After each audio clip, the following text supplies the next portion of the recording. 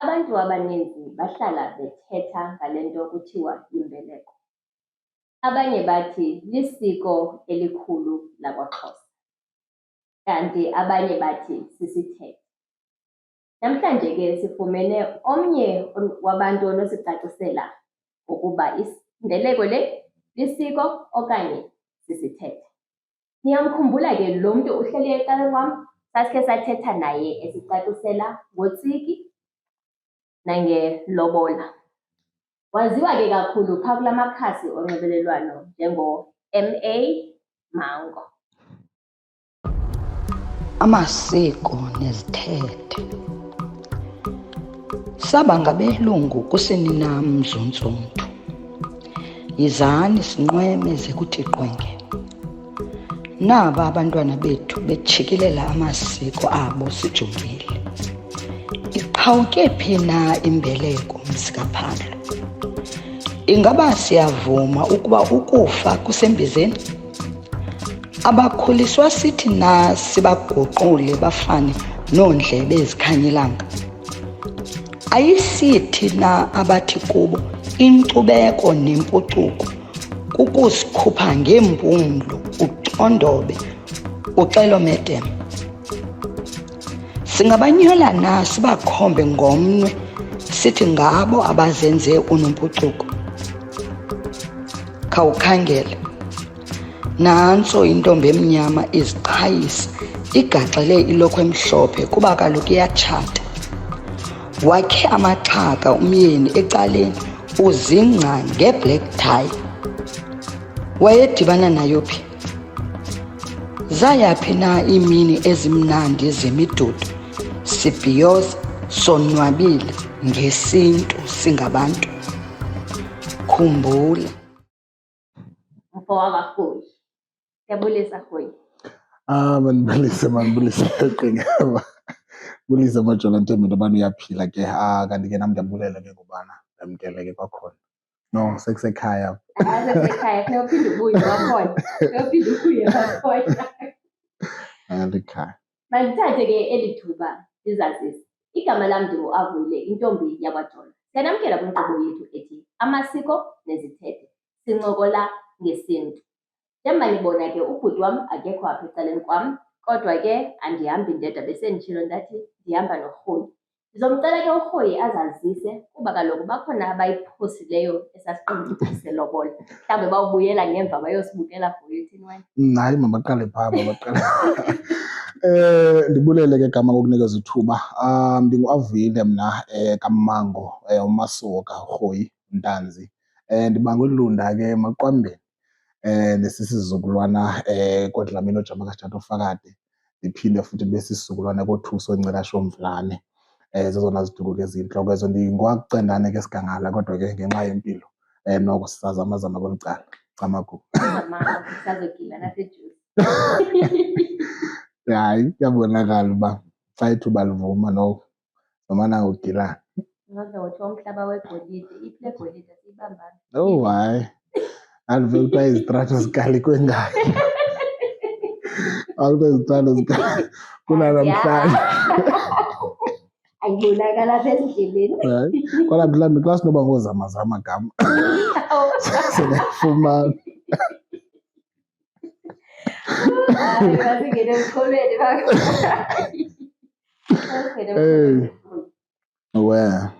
Tshilo ke ndathi sothetha ngembeleko. Khasicacisele ngale mbeleko. Yintoni imbeleko? Yenzelwa obani xa kutheni? Masicamagushe ke igama sethi ukunqula kukuthandaza, ukucamagusha ke kukubulela. Yibhidane sibhobhile enkulu ke le, ubone ngathi ke ndiyayicinga nje phambi kobana singene apha kuyo.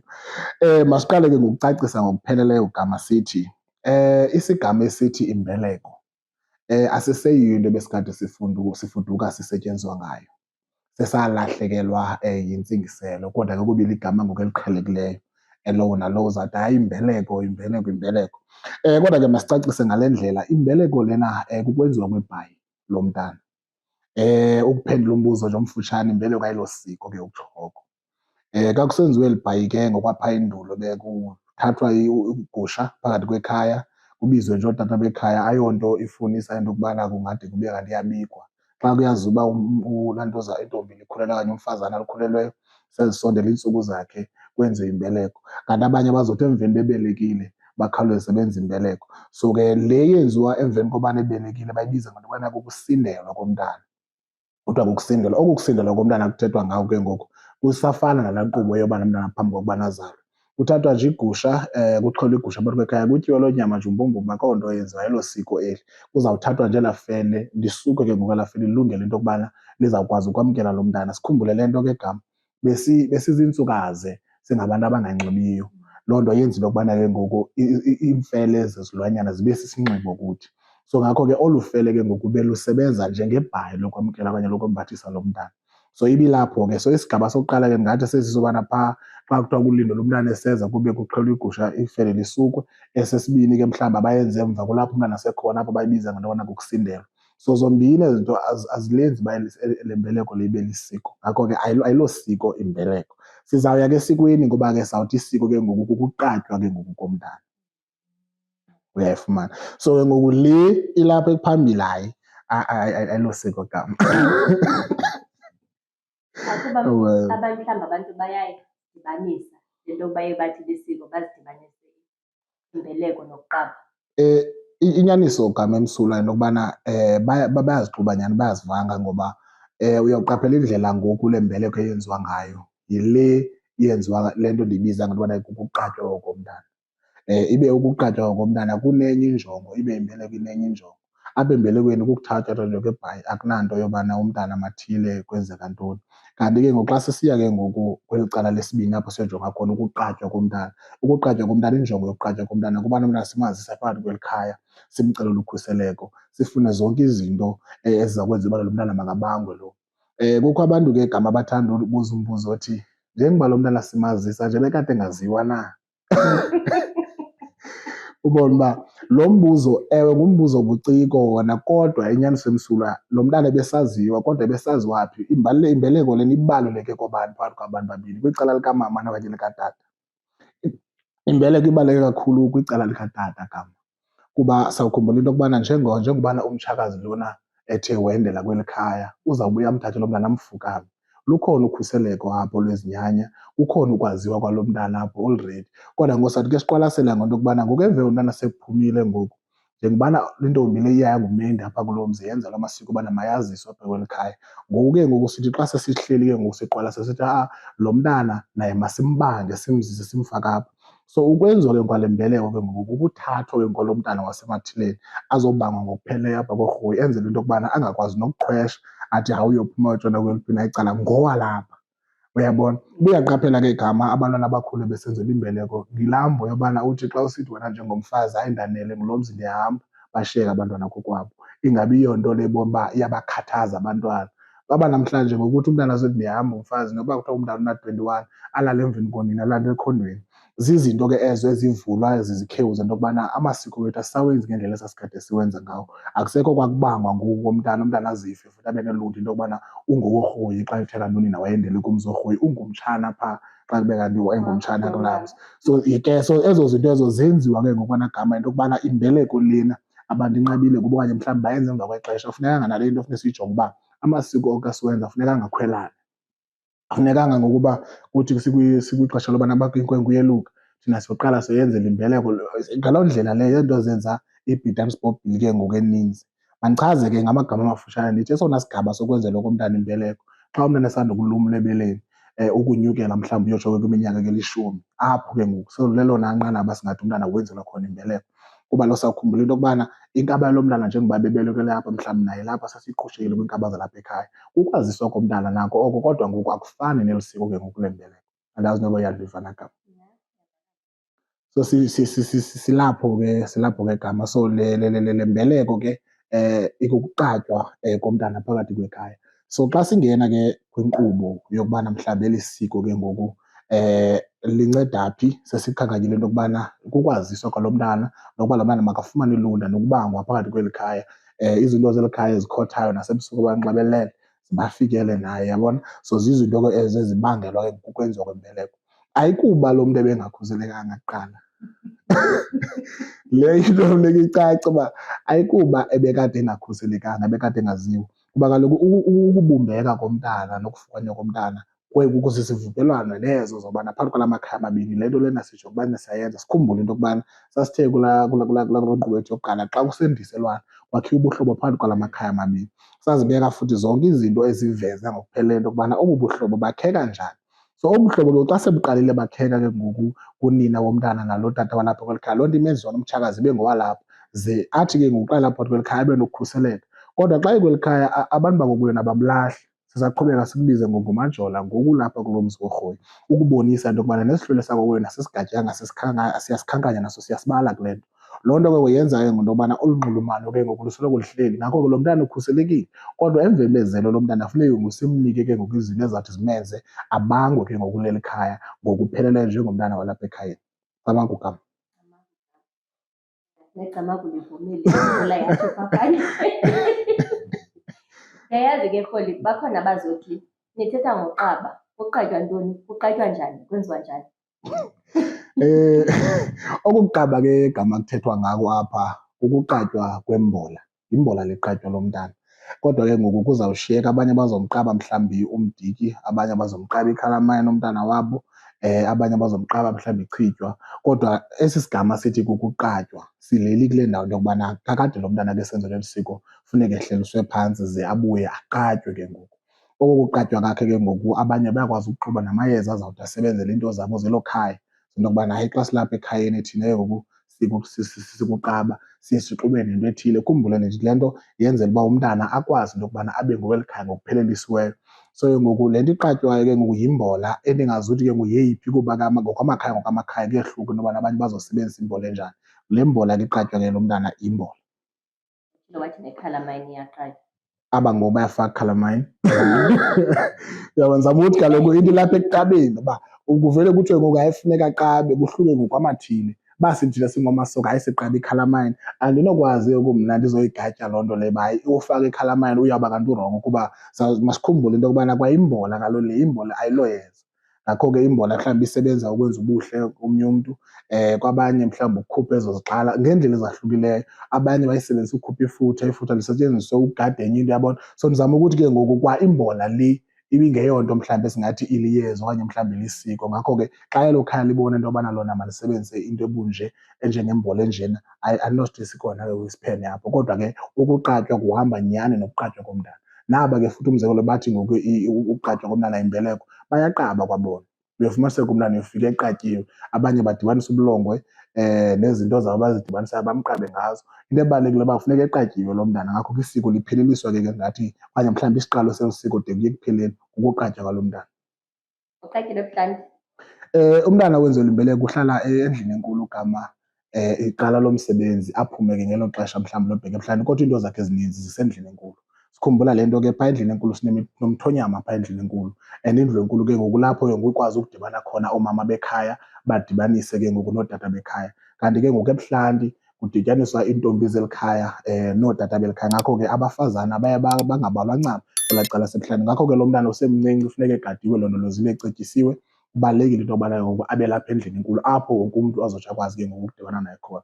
Then nalo moshwamo wakhe ngokwaphaa kuthi ke ngoku singomasoka utyela kwaphaa endlini enkulu. So uzawuhojiwe mhlawumbi ebuhlanti ubuye usenalo endlini. Iyavakala, iyavakala. Wow. Iyavakala nibabukeni. Asidlule ke Rhoyi, sithe imbeleko ayilo siko. Isiko Ukuqatywa komntana, yes. khona into ebendikhe ndayibukela mna. Umntana egula, wagula umntana, kwathiwa fanele kwenzela imbeleko kokwabo kulotatakhe, kwafuneka kuyochazela utata.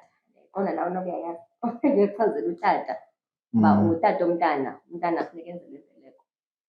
Sube kutheni ke ngoku ke xa ingelo siko befanele uba ndithatha uba befana umntana kakhulu kuba ilo siko, okanye isithethe naso siyathetha kakhulu kanjalo? Mandicacise le ndawana gama ndizongena ngokupheleleyo kule nto uthi ubukho wayibukela. Isigama apho endithi ayilo siko yile ndawo ndithi yimbeleko apho bekwenzelwa khona umntana ibhayi. Ze ukuqatywa oku ke ngoku kube lisiko, ikakhulukazi ngathi lisiko lokuqala lomntana alenzelwayo phakathi kwekhaya lakhe. Ngakho-ke ke gama ngokwesintu sethu okanye mhlawumbi ngokwesiXhosa apha kuthi thina sithi xa sithethayo, ukuba umntana ufunyenwe emendweni uzawuvuna izinto zomendo. Kanti ukubana umntana ufunyenelwe kokwabo ngakho ke mhlawumbi kulontombi uyawuvuna izinto zakulontombi. So izinto ke gama ezibangela into yokubana umntana kuphele ngose kusithiwa nanko inguli iyamchwechwela ngenxa yento yokubana akhange enzelwe amasiko akulotatakhe, ukuvula kwethu izikhewu thina bantu bakulontombi. Ndizawuzekelisa ngam, ndithi udadewethu uyakhulelwa apha phakathi kwekhaya. Emveni bekhulelwe ngoku abe nalo mntana naye apha, aqale udadewethu ngokumane embiza ngokulo mntana ngesiduko esithile saloo ndawo ayithi wamfumanela khona. Ibe laa ndoda yaloo siduko ingazange yeza nokuza apha ekhaya, besazana phaa ezitratweni. Noba kuthiwa iyancedisa ngezo plastiki kodwa zizinto zangapha ezitratweni ezo esingenothi ngokwesiko okanye mhlawumbi ngokwethu siyakwazi na ukumazi. Izosuka ke ngoku le nto yakhe ke ngoku le nto kuthiwa ke kukubangwa komntana, kuba ngoku lo mntana lona ngowomasoka kodwa ngoku ngaphaya esitratweni ubizwa ngesinye isiduko. Le nto ivula ke ngoku izikhewu zento yokubana uphele sekungathi ngoku lo mntana le yona nto ayigulela ugulela ukuya ngaphaya. Kanti ngelinye ixesha yinto elele ezingqondweni kuthi into yokubana hayi ndiyakwazi uba ungowaphi, ndingakulanda ndifune. Usithi sajonge leyo ubone uba unina womntana naye uyazikhukhumeza ngomntana ukuba umntana wakhe ngowapha endaweni ethile, ngenxa yento yobana ngeli xesha wayemfumana kwakho iimvakalelo ezininzi zothando phakathi kwakhe naloo mntu, ngakho ke akaboni uba angazitshabalalisa ezo nto ngenxa yoba thina simxelela ngamasiko. So zizinto ke zogama ekufuneka into yokubana xa sesihleli phantsi sizijonge nazezi zizathu into yokubana lo mntana uyagula, ingaba amasiko walapha ekhaya uwenzelwe wonke na. Xa sithetha ngamasiko alapha ekhaya ke sawuthetha ngento yobana uqatywa komntana, sithi sajonge eyokuqatywa umntana welusiwe ke yindodana. Sijonge uba yeyiphi enye into engakhange ayenzelwe. Siye kwentombazana siphinde siyojonga untombazana uqatyiwe na, into njalo uyenzelwe na, ingaba mhlawumbi akadingi intambo enkulu na. Zonke ezo zinto ezo phambi kokubana sithi thina hayi lo mntana ufuna isiko lakokwabo. Into ebangela uba ngoku ibe ninzi loo nto ixhaphake ngenxa yento yokubana ngoku mna ndiyakwazi uba ungowaphi, ndingakugodusa ndifune. Uyabona? So zizinto ke gama ezo endingatsho into yokubana andithi isiko aligulelwa. Isiko phofu ngamagama aphandle aligulelwa gama isiko. Masiqale siyilungise loo ndawo leyo. Akukho apho kuthiwa umntu njengoba egula nje ugulela isiko. Kodwa zingakhona izinto ezingekho semgqeni okanye mhlawumbi kumzila wale nto bekufanuba uyayenza ozenzayo ezisemacaleni, ezithi ke ngoku abantu abadala behleli bezijongile babone uba hayi noko oku kwenza akokwenza komntu ophile qete, kukwenza komntu noko onengxakana. Ze kulandelelwe ke ngoku ujonge loo ngxaki into yokubana ingalungiswa njani na. So le nto ibangela uba manditsho umzekelo thina apha kwaXhosa namhlanje sinamasiko amaninzi igama esiwenzayo, amanye uliva emlungwini athi khawukhe uzame le uhambe uyozama. Kanti xa sikajonga thina iindlela zethu zokugula kwabantu zintathu, azininzanga. De futhi nakufuna intsimbi siyazi uba eyona ngulo ethu esinayo ngumshologu. Kodwa namhlanje uyofumaniseka into yobana kukho izinto zemindawo, kukho iintoni ezenziwayo. Zizinto ke ezo ezirhotywa lulwazi olufana nolu lwazi ke ngoku ndithetha ngalo ngoku. Ndithi into ebetshayo uba ngoku ndiyamazi uba udadewethu wayekhuleliswe phi, ndiyayazi imali yalaa ndoda iphaa, ndide ndiyibize nangosibari ngelinye ixesha. So zezi zinto ke ngoku ezakha ke ngoku gama zengeze ke ngoku okurhwebelana kwemimoya de umntana aphele naye seziva ingathi hayi mani noba kukho indlu enye phaa kulotata kodwa xa ndiphaa ndiyakhululeka emoyeni. Phele loo nto seyiba zingathi ziinto ezizingulo kodwa ayongulo leyo, qha ngokukuhamba nokuqonda nokwazi kwakhe neminqweno yakhe into yokubana wonke umntana unotata apha ngaphandle apha. Ngotheni lo mntana yena ungazuba natata? Into ke edala loo nto ke gama mandiyiveze ngoku kuselula into yokuba ibetha kakhulu le nto ndiyithetha ndithi thina njengabantu bekhaya. Umzekelo mna andikathathi, uba bekuthiwa udadewethu ufumana umntana ndibe sendithathile ebezawuba ngowam lo mntana atsho akhule phantsi kwesandla esinotata esinomama. Okanye mhlawumbi abazali bethu mhlawumbi owakhe utata nowakhe umama bathathe lo msebenzi bawenze uxanduva lwabo. Kwabona ngoku namhlanje abazali esinabo bayayityeshela loo nto leyo ngenxa yento yokubana bavele batsho kuqala into yobana andinamntana. Ngoba wasuka wakwazi ukuhamba uyokwenza umntana, mthathe lo mntana ube ngowakho. Atsho ke ngoku udadewethu amfundise lo mntana olu thando ke ngoku lubheke ecaleni, engahoyanga kakhulu into yokubana athini amasiko, ithini iminyanya ngayo yonke le nto leyo. So ndizama uthi ke gama xa sinokhe sizame ke kwathina singamakhaya sibuyisele ubuntu bethu kuthi into yokubana xa kukho utata phakathi kwekhaya kukho umtshakazi, nanku umntana mabamkhulise xa sekwenzekile impazamo le yenzekileyo. Loo nto izawumenzela umntana afukanyelwe ke ngoku afuthameleke ukuba ngowalapha kweli khaya. Akukho apho sawuthi ke ngoku khona hayi lo mntana uyagula ukulela isiko lakulotatakhe. Izizinto ke ezo abantu abaninzi abazoqala bezithethela nangoku umntu ozoyijonga le video uzazithethela ngento yobana hayi kaloku umoya awuphikiswa. Ewe le nto siyayivuma kodwa umoya ohambe ungaphikiseki igama ngumoya womntu owenze kakuhle. Ukwenza kakuhle ukhulelisile umntana womntu, uhambile woziveza njengomntu omoshileyo.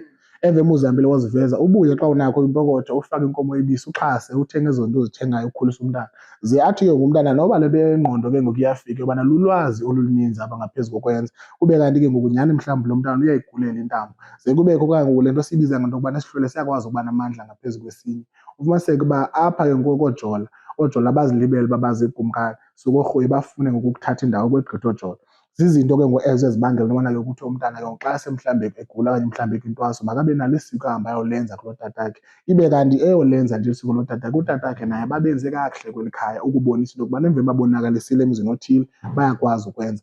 Zizinto ke ezo gama esingazihoyiyo thina xa sekufuneke sijonge into yokubana hayi uyagula ufuna isiko lotatakhe. Iphele ngolo hlobo uba makayokwenza isiko lotatakhe. Abanye njengangokuba kuselukwa nje kukho abantu abazohamba bayoncama kulotata babo bayokwelukela kulomama. Zizinto ezo ezengeza kakhulu lo moya nolu lwazi ndithetha ngalo nto yokubana ke ngoku uzawufumaniseka umntu emva kwexesha sefuna uyohamba ayohlala kulotatakhe kodwa esasonka wayekhuliswe ngasemzini ethile erayithi engadingi nto. Ngokuba sesazi ngoba utata kowaphi, ndincame khona, ndingowaphaa mna, ndiyekile ngokuba ngutolo sendingurhoyi ngokupheleleyo. Zizinto ke ngoku ezo ezenza into yokubana ngelinye ixesha umntu ufumaniseke uba yonke into yakhe amasiko akho wenzelwa kodwa izinto zimile emanzini akho nto yenzekayo. Ngenxa yento yokubana ngoku esi sihlwele besikade simfumbathile simkhusela sinyuka naye umntana akasasibali. Uyabona, zizinto ke zogama esifuneka ke thina ke sihlale sibafundise abantu into yokubana njengoba sikwenzela imbeleko, imbeleko uzayenzela kulotatakho. Kulotatakho sendichazile bayona njongo kulotatakho into yobana mawurhwebeke ngamandla uzohlala apho uzinze kweli cala ungabheki ngaphaya. Kanti ngaphaya kulonina kakade umntana ke efinyelele loo ntombi ngwakulonina. Le nto imenza uba mayimvune kakhulu. Qaphela ii-benefits igama zokubana ube ngumntana omtshato. Uyangena kulonina ungumtshana, uyafika uyafumana yonke loo nto ufuna uyifumana. Uyangena kulotatakho kanti ke ngoku lo ungengowamtshato akakwazi ukuxhamla ngale ndlela wena uxhamla ngayo. Xa ufika ngapha uyateketisa unikwa ilunda, yena akho apha lityakho lelunda ngoba ungumntana ngoku welaa khaya. Zizinto ke ezo ezenza abantwana abaninzi ke baqonde uba hayi ayibaphathi kakuhle loo nto leyo. Yile nto ndithi ke lulwazi yona nto ibangela into yokubana abantu bakuthi baphele sebesithi hayi ndiyagula ndigulela into yakulotata, hayi kukho le. Nangaba bagula ngokwenyani mhlawumbi loo nto umntu imphetheyo ayisukanga yavuka nje ingulo yakulotata yathi ndingiyele ndizokuthatha.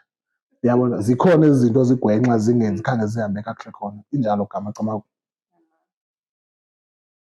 Xa ndicinga ndiye ndicinge ndifikelele laa nto yoba abanye abantu bayagula nyhani, umntana agule uyazichamela esikolweni kuthiwe hayi kufanele enzelwe imbeleko. Ngamanye amazwi funeka kuthiwe kufanele ayogqatywa, aqatywe akakaqatywa. Funeka ahambe ayogqatywa enzelwe isiko lokuqatywa. Neli siko lokuqatywa ke gama njengoba besithi ndakhankanya into yokubana xa bekuthiwa senza amasiko wethu kakuhle besizasikhumbula isigaba sokwenzela isiko uba sesona siphi sona sigaba. Njengoba senditshilo ke nathi mhlawumbi ngoqikelelo esinganalo ukusukela kwi-age umntana yeminyaka emihlanu iminyaka elishumi kulapho ke ngolona sigaba sokwenzelwa khona ke lo mntana le mbeleko. Uyabona, so ukusuka kwakhe ngoku sithi mhlawumbi hayi lo mntana uyaqhubekeka uyaphuluka, oyintombazana siyamthatha simfaka kwantonjana. Emveni bethonjisiwe umntana sibombe hayi mani le nto yakhe yokuphulukwa lena ayidiphele. Sithi hayi masike sizame mani makaxhithwe umntana intambo enzelwe oku noku. Zonke ezo zinto ke ngoku gama sizinzame zingamasiko amelene naye lo mntana ebefom uyawenzela apha ekhaya. Ze kubekho ke ngoku le nto izawuthi ke siyaqala ke ngoku siyaphuma kumasiko eli khaya ke ngoku siwelela kumasiko angengowalapha ekhaya. Senza njani, yeyiphi ke mhlawumbi into engaba kanti iyasilela. Kutsho ke ngoku kubonakala ubana oh phaa kwaphoseka le, phaa kwaphoseka le. Phambi kokubana kube kanti ke ngoku umntu uyaphuma esisipoqapoqa athi hayi ngenxa yento yobana le nkukhu ubundihlabela yona khange ikhale, hayi mani ndihambe ndiyohlaba kulotata. Le nto ibangela uba ndithi ke ngoku enye into eyingxaki ke ngoku esinayo lulwazi ke ngoku lokubana hayi kakade bengafanelanga uba ndenzelwa amasiko walapha, uba ndenzelwa amasiko apha ungekalenzelwa eli siko. Uyabona, loo nto idala into yokubana kuvuleke nesikhewu sokubana uphele noba ubuzawuphila sowungasaphilanga. Abantu abadala bayacengwa gama. Bayacenga izinyanya, bayacenga izinyanya. Bukhona utywala imbeleko le? Hayi, imbeleko kuba sesithi ke imbeleko ayinabo utywala, hayi ayinabo gama utywala, ayinalali kunjawunjoku. Imbeleko yinto yekhaya nabantu abangummelwane. Akukho apho kuzothiwa ngoku hayi kuyalawulwa ngoku kuyadarhazwa kuyaselwa, noko hayi. Yinto engekhoyo ke ngoku le esintwini sethu. Siyeke nje ukubona izinto sezimoshakala namhlanje ngendlela zenzeka ngayo. Ngakho ke hayi akusilwa xa kukho imbeleko. Abantu bangase basele loo marhewu ke xa amarhewu ekhona umama ekhaya ewenzile. Xa zininzi iinkomo kuselwa amasi, hayi ezinye into ezayo azidingeki embelekweni. Ayikhona noma kuthiwa ibhotile eyi-1. Akho kwabhotile ethethayo, akho kwanqulo lapha, ayikho. Qha ke into esimoshileyo ngokuthi nagama into yokubana kwandibana nokwenza abantu bekhaya ingase kube kanti kuzobakho into ezoselwa. Yileyo ke into esimoshileyo. Ndiyacinga ke into yobana yenziwa ngaba malume ufike beshushu bodwa phakathi kweyadi. Bona abamalume ubone uba yena yedwa uhleli nje ushushu, unaloo nto yakhe azityelayo ungayazi uba uyithatha phi. Basho babe nomona nabanye. Umbuzo endibanawo khe ndizibuze ke kuba bendingaqondi bayo ayikho le. Abaqumbi bona bayaqumba Abantu bokuhlala. kutheni ngoku sekufakwe ibhotile kule nto lena? Into ebethayo wena gama ndingayichaza ke sithetha ngezinyanya zethu into yokubana izinto phambi kokubana kube kanti thina siyaziphimisa ngemilebe okanye sizenze, suke benalo ifuthe lazo lokubana ikhona into enje engathi yenzeke. Nobugwenxa bazo kunjalo ukuba yabona lo angaphazama phaa naphaa. Izinyanya zifanise nomzali. Umzali uyayazi into yokubana uba ndishiye inyama ndingayikhuphanga phaa, akho mntu uzawukhupha laa nyama. Ngoku ukhoyo ulapha endlini de akhumbuze nakathathu. So zizinto endingathi ke gama xa umntu ejonga imeko enedwesi nezinyanya makaqale ukuzi-andastenda ngaloo ndlela, ukuqwalasela kwakhe into yokubana apha yinto ebumila bunje. Ngoba iimpazamo zona sizawuzenza kodwa ekugqibeleni sizawuphinda silucele uxolo de futhi sixoleleke, uyayibona. Into ephambili endiyitshoyo yile yobana izinyanya zethu ziyacengwa xa sithetha ngezi zinyanya, sithetha ngabantu abadala abacengwayo. Yonke into phakathi kwekhaya funeka uyazi uba uyambala. Kukho le nto ke abantu bathi mhlawumbi ebhotileni kodwa kukho angamcingi. Isafana laa nto gama. Mna le nto ndiyitshoyo ubana ujonga umzekelo xa kunesivuno, isivuno siphumile sisihle, siyasithatha isivuno siyasasaza phakathi kwekhaya, siyabulela. Sibulelela ntoni? Uba isivuno salo nyaka sibe sihle, qhubekani nenze nalo nyaka olandelayo. Ayipheleli ezibhotileni ezi nto zokuqatyaza phantsi, zininzi izinto ezibonisayo into yokubana konke esikwenzayo funeka abantu badala singabashiyanga. Ayiko kwakho ukwenza, omnye mhlawumbi uzawusinda engozini yemoto, ayiko kwakho kwakwenza phaa. So le nto ibalulekileyo ke gama ibangela uba ndithi ngalo lonke ixesha ifanise nomzali isinyanya. Uzawuba khona apha akungxolisa khona, kuzawuba khona apha akubonisa khona uthando. Ngakho ke koko makusiza as much as uba uyaba ungumzali nakucelayo uzawukwazi na ukucela. Kodwa ngelinye ixesha uzawuthi uthi uyicela into abone uba imosha imali apha ngale nto, awuzuyifumana, uzawufumana ethile. So yiloo nto ke gama into yokubana ibangela uba nditsho ndithi ngalo lonke ixesha umntu ofuna ukujonga imeko yezinyanya makazifanise nomzali, aphume ke ngoku ekukhathazekeni. Izinyanya ziyamamela abazali. Iyavakala xa uyibeka kanjalo. Camakho gama. Into endifuna uyenza gama ndifuna singene ekutheni uba eli siko liqhutywa njani, ngoba unobangela ubana ndifuna ukwenza oko kucace. Kungoba abantu abaninzi njengoba sesikhe sathi imbeleko lena abantu bayenza de bayifanise nokuqatywa komntana. So ukuqaleka kwayo ke le nto ke gama ndingathi incamazana iyafuneka phakathi kwekhaya. Le ncamazana isikhalo sayo siyathetha. Funeke le ncamazana xa ingqutywa ngale nto okanye mhlawumbi inyolwa ikhale. I-DNA ke ngoku leyo. Xa Xa ingakhalanga ixela nto gama into yokubana na iimini ezimnandi zemidudu, sibhiyoza, sonwabile ngesintu singabantu. Khumbula mzontsundu, eli ixesha lelethu.